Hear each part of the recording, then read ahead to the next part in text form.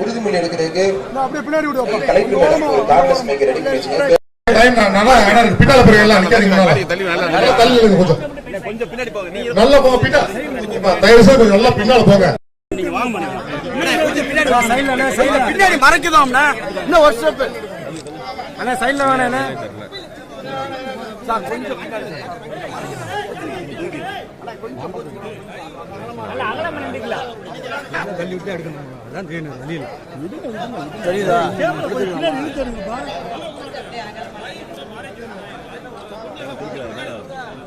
திருப்பரங்குன்றத்தினுடைய சட்டமன்ற உறுப்பினர் யாருமே பத்திரா வி ராஜன் செல்லப்பா அவர்களை அன்போடு வரவேற்கின்றோம்.